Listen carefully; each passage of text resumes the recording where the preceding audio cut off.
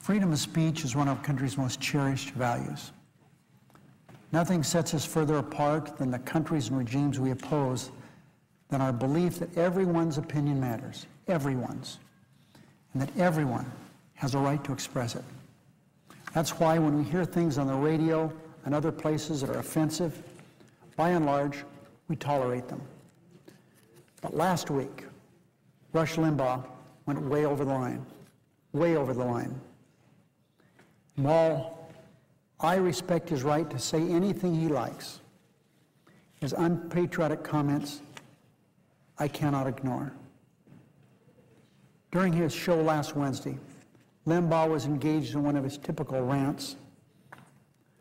This one was unremarkable and indistinguishable from his usual dribble, which has been steadily losing listeners for years, until he crossed that line by calling our men and women in uniform who oppose the war in Iraq, and I quote, phony soldiers.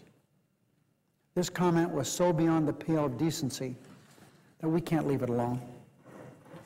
And yet he followed it up with denials and an attack on Congressman Jack Murtha, who was a 37-year active member of the Marine Corps, combat veteran. We've been debating the Iraq War here in the Senate and throughout the country, not for months, but for years now. There are good, patriotic Americans who favor the war, and good, patriotic Americans who oppose the President Bush's first getting us to war and the way he's handled the war. Neither party holds a patent on patriotism. I know all my Republican colleagues would agree with this, or at least I hope so. Yet Rush Limbaugh took it upon himself to attack the courage and character of those fighting and dying for him and for all of us. Rush Limbaugh got himself a deferment from serving when he was a young man. He never served in uniform. He never saw in person the extreme difficulty of maintaining peace in a foreign country engaged in a civil war. He never saw a person in combat. Yet he thinks that his opinion on the war is worth more than those who have been on the front lines. And what's worse, Limbaugh's show is broadcast on Armed Forces Radio, which means that thousands of troops overseas and veterans here at home were forced to hear this attack on their patriotism. Rush Limbaugh owes the men and women of our armed forces an apology. This past Friday, many Democrats joined me in drafting a letter to the Chief Executive Officer of Clear Channel, Mark Mays, that we'll send out this week. And here is what we wrote. Dear Mr. Mays, here's the letter, Mr. President.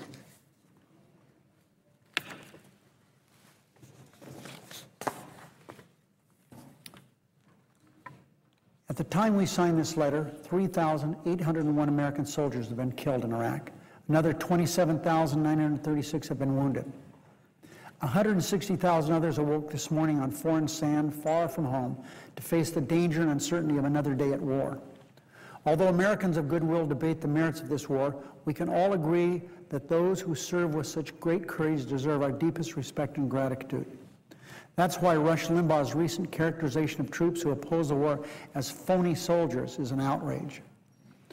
Our troops are fighting and dying to bring to others the freedoms that many take for granted. It is unconscionable that Mr. Limbaugh would criticize them for exercising the fundamentally American right to free speech. Mr. Limbaugh has made outrageous remarks before, but this affront to our soldiers is beyond the pale. The military, like any community within the United States, includes members both for and against the war. Senior generals, such as General John Batiste and General Paul Eaton, have come out against the war while others have publicly supported it.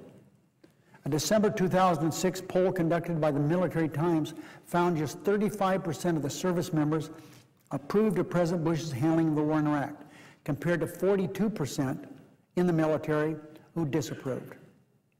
From this figure alone, it's clear that Mr. Limbaugh's insult is directed at thousands of American service members. Active and retired members of our armed forces have a unique perspective on the war and offer a valuable contribution to our national debate. In August, 7 soldiers wrote an op-ed expressing their concern with the current strategy in Iraq. Tragically, since then, 2 of those 7 soldiers have made the ultimate sacrifice in Iraq. They were killed. Thousands of active troops and veterans were subjected to Mr. Limbaugh's unpatriotic and indefensible comments on your broadcast. We trust you will agree that not a single one of our sons, daughters, neighbors, and friends serving overseas is a phony soldier. We call on you to publicly repudiate these comments that call into question their service and sacrifice, and ask Mr. Limbaugh to apologize for his comments. Mr. President, just as patriotism is the exclusive realm of neither party, taking a stand against those who spew hate and impugn the integrity of our troops is a job that belongs to both parties, to all of us. I can't help but wonder how my Republican colleagues would have reacted if the tables were turned, if a well-known Democratic radio personality had used the same insulting line of attack against troops who support the war. The letter I read will be available on the Senate floor for all day. During the votes, after the vote, colleagues on both sides of the aisle will have every chance to add their names to it, and I encourage all of us to do so.